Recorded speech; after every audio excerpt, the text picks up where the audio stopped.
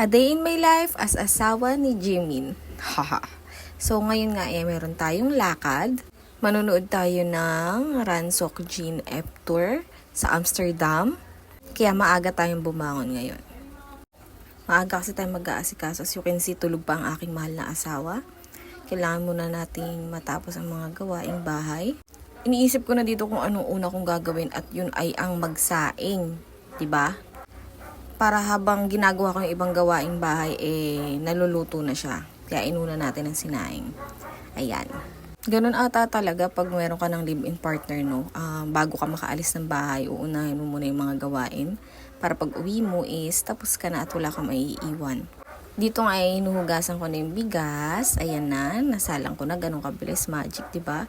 Siguro naman alam nyo na yung susunod na gagawin ko, diba? Ang maghugas ng pinggan. Dadalawa lang kami mag-asawa pero laging tambak ang hugasin namin, Diyos ko po. Ito ang mortal enemy ko, hugasin. Medyo kailangan natin bilisan kasi mahaba-haba pa yung gagawin ko at anong oras na. Kailangan 10 or bago mag-12 is nasa SM Bacoor na ako dahil dun gaganapin yung concert ni Jean. I mean yung live viewing pala. Wala pa tayong pang concert at hindi kasama ang Pilipinas sa concert ng ating Jean, the worldwide handsome. Alam niyo ba kada event lagi namin pinaghahandaan yan and sobrang bihira lang kami magkita-kita ng mga army friends ko. Kaya kada may event kami excited ako palagi. Pero kailangan magampanan pa rin yung pagiging live-in partner natin bago gumala, 'di ba? At natapos ko na nga ang hugasin dito. Humiram na ako ng walis sa aming kapitbahay dahil magwawalis na ako. Tinihintay pa rin na sinaing maluto. O baka sabihin nyo wala kaming walis. Nasa taas kasi yung walis namin, nasa bubong at yung asawa ko nililinisan ng kanyang kalapatihan na iniiwan doon sa taas. Tinatamad na akong umakyat. Dalawa lang naman kami dito sa bahay kasama ang aming mga fur na anak. Meron po kaming 2 aso, 2 pusa, 1 ampon at currently may 4 na kuting na ampon din. Speaking of dito, nagdadampot na ako ng poops ng aking mga anak. Mga mga baby ko. Ako ay alipin lang ng aking mga anak na may balahibo. Kailangan ko sila mapakain muna bago ko umalis at malinis ito para hindi mabaho. Dito nagtitimpla ako ng gatas kasi nga yung ampun ko dito nanganak. Tapos ayaw niyang padedehin yung mga anak niya or ayaw niyang pansinin. Kaya minamano-mano ko, tinatry ko pa rin silang i-survive. 5 sila, naging 3 na lang ngayon. At sana mabuhay silang lahat. Kaya tinatyagaan ko talaga. Minamano-mano ko sila. Mano-manong padede, mano-manong paihi. Basta kung kaya-kaya. Late na nga ako nung oras na nagmamadali na ako nito. Kaso hindi kasi pwedeng iwan ko sila nung hindi napapadede dahil nga walang nanay na magpapasuso sa kanila. Kaya tinatyaga ko na lang talaga. Diba makikita nyo naman na hirap ako i-shoot yung bote sa kanila kasi sobrang liliit talaga nila. Parang 3 days pa lang sila nito.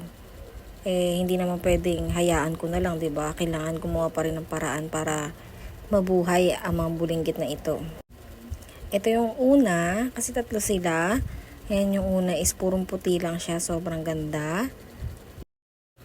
Ito naman yung pangalawa. Yung isa purong puti, ito makikita nyo merong kulay itim dyan sa may ulo niya. Same process lang rin ang gagawin natin. Papaihiin, tapos papadedehin, di ba? Ito naman po yung pangatlo, color black siya. Ganun ulit. Kung ano yung ginawa natin ng una at sa pangalawa, ganun din gagawin natin sa kanya. Pagkatapos pa ihiin, alam niyo na kung ano yung susunod. Ito yung pang-4. Ito naman bigla na lang pumasok sa bahay. Hindi pa siya marunong kumain. Kailangan rin siyang painumin ng gatas. Hindi mo pwedeng hayaan lang natin siya, di ba? Makikita nyo dyan ang aking pusa, si Sunong. Napakakulit na Jean bias.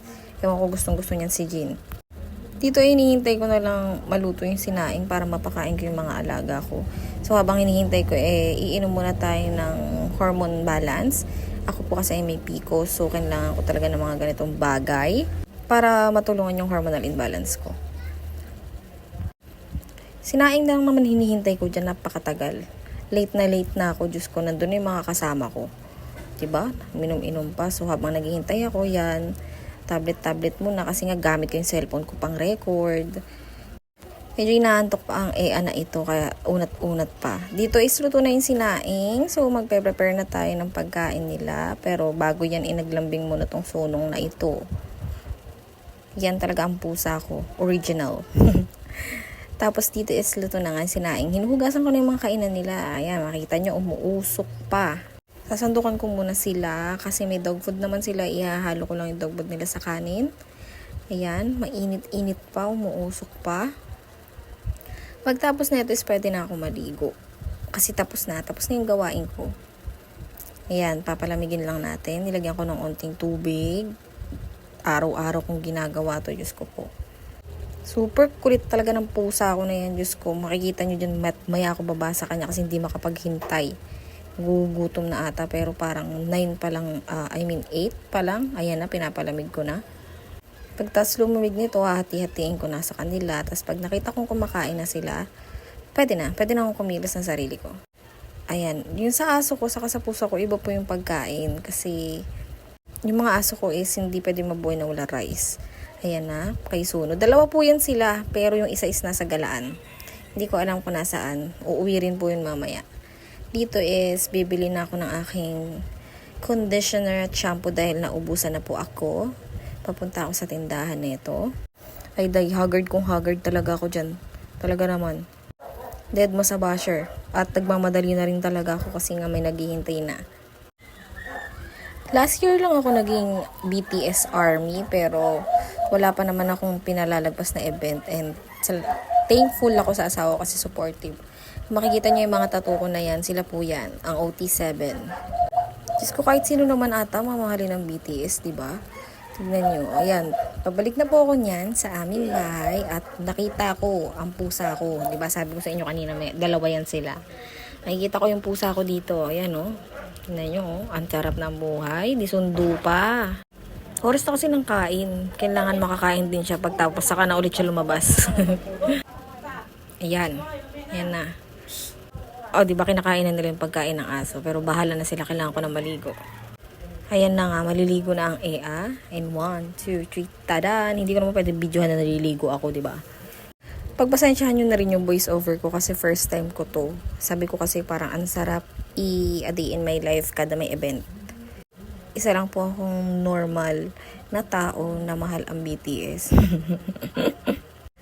Diba, sobrang ganda ng t-shirt ko. Worldwide handsome kasi nga, ang papanoorin namin is si Jin. Kabit-kabit pa ng hikaw sa kakwintas. Alisin din naman niya yan mamaya. Hindi na ako nakapag-video nung pag-aayos ko kasi nga nagmamadali na ako at may naghihintay na sa akin. Pero nasa bus na ako neto pag-asa. Mabilisan na to, diba? Nasa jeep na naman ako pa, SM Bacoor. Ayan, waiting ng pasahero. Malapit-lapit na ang EA na ito. And tadan, nasa SM Bacoor na tayo naglalakad. So, pupuntahan na lang natin yung mga kasama ko. And sabi naman din nila is nasa subway sila.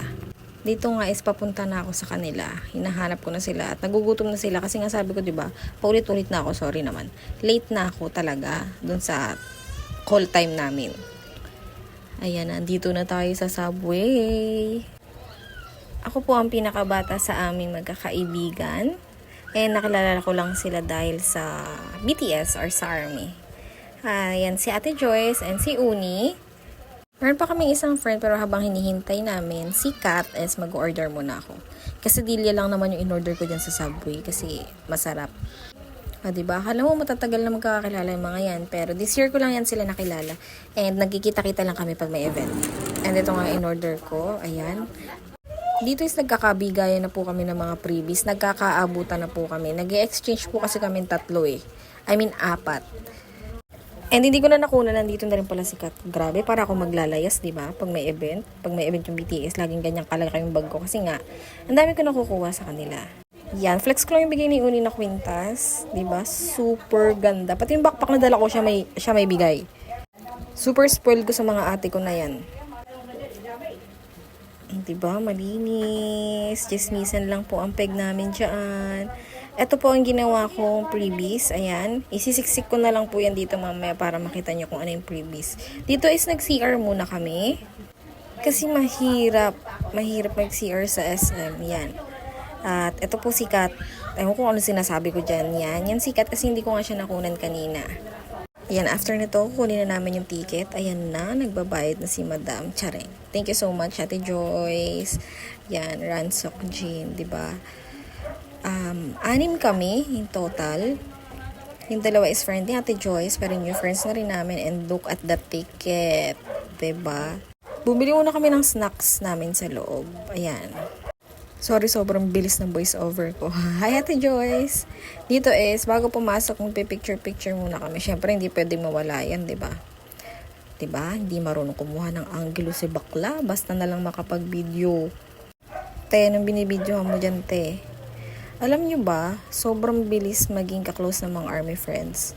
Dati natatakot akong pumunta ng event mag-isa. So, humigin na tayo ng freebies. Diyan nga po is namigay na ako ng freebies sa mga nakapila and sisisik ko lang dito kung ano yung mga freebies na ginawa ko. Ayan, bali 100 pieces na mirror at 100 na wristband. So, papasok na nga kami dito. Papasok na kami, so hindi muna ako mag-voice over. Hayaan nyo muna enjoyin nyo si Jean. Oo nga ni! Right up to my beat. Get it, yeah! Kumakanta ako. Hey, no. And you don't stop. Hey!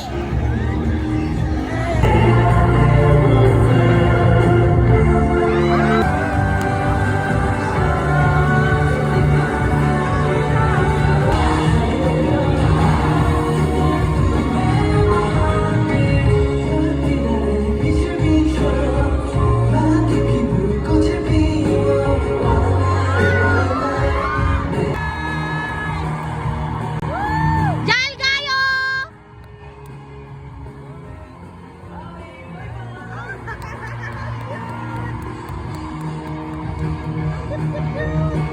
Tapos na nga, dito is bababa na kami dahil magpipicture taking pa kami. O, diba? Si Ate Joyce yan. Ang pangit kong kumuha ng anggulo no pag nagbibideo. Sorry na, first time ko to kaya pagbigyan nyo. Selfie muna kami dyan. Isa pa. O, diba? Wala kasawaan yan. Ang dami namin picture. Asahan nyo yan kada event. Hindi mawawala ang picture taking. Ang cute. Ay, ang ganda! Naiihina ako. Maririnig nyo naman sa huling clips na naiihi ako kaya umihi muna kami. And bagas umihi is naghanap muna kami ulit ng mga armies para mamigay ng previous. Diyos ko, haggard na si ate mo. 1 or 2? 1. Nasabi na. Pero, 1 po yung nakuha nyo? Bigyan kita ng 1. Wala ka pang 1? Tapos bigyan na lang kita ng... Kilig na kilig siya. Ganito po siya. Wristband.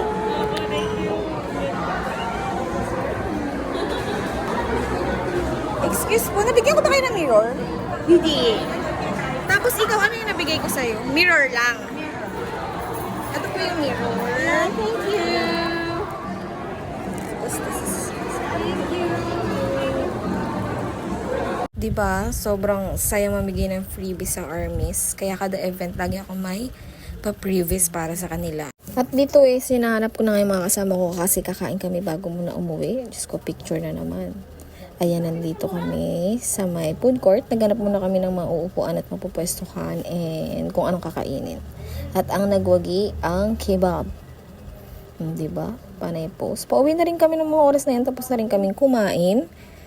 Nauna na sikat sa amin umuwi, pero si Uni ihahatid muna namin at hihintayin muna namin makasakay. Si Uni ang eldest namin. Ako is nakasakay na rin papuntang Pag-asa. Dito is Palas Piñas na ako. Diyos ko, ang itsura ko pagod na pagod na.